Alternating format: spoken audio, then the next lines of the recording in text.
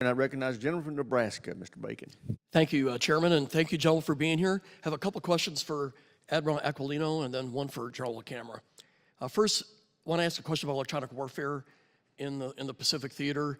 I'm told that the PACOM requirement for EA-37s, the new Compass call that is going to provide tremendous amounts of capability, that requirement is 22. However, the Air Force is only funded for 10 of them thus far, and I don't see any funding plans in the near future. Can you explain the need for 22 EA-37s and just unpack that for us a little bit? Yeah, in an unclassified setting, Congressman, I think what I would say is the ability to deliver the capabilities that come from a Compass call across the broad spectrum of this theater has the requirements that you've laid out. So it's critically important that we get to those numbers. It's critically, and I guess what I would say is the only caveat would be those are the mechanism of delivery. If there's other ways to deliver, right, then we might be able to live with less, but we do need the capabilities that currently reside in that aircraft. Thank you. On a similar note, I read where the Navy, because of the budget restrictions, may only do one new attack submarine in the upcoming plan.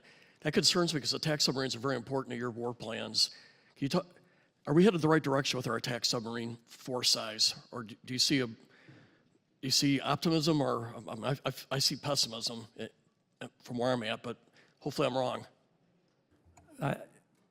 Again, I'll go back to, as the operational commander, the need to dominate and execute our undersea strategy and approach to be able to deliver a successful mission accomplishment. The undersea is critically important. Submarines are an aspect of that.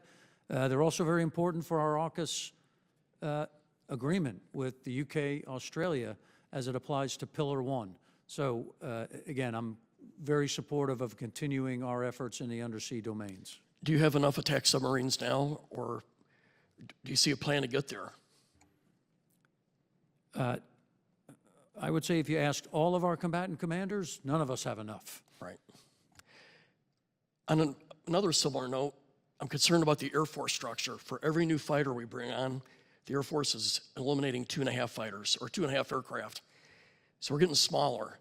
And I think in the fight that we could have with China, hopefully we don't, we're going to need a bigger force size than we have now.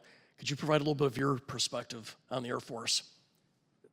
Yes, Congressman, let me make it a little more broadly and then drill down.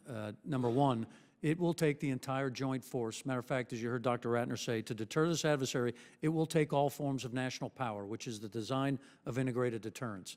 So as it applies to the joint force, with the capability capacity that the adversary is building, we need to continue our capability advantages, and we need to get to the right capacity. I don't support a smaller force in the Indo-Pacific. And specifically, when you talk about half the globe, most of it is water, all of it is air.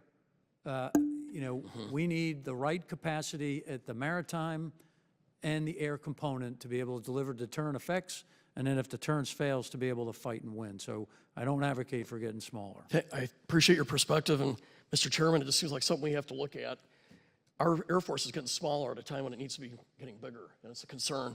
General LaCamera, the North Koreans are one of the most impoverished, malnutrition people on the whole globe.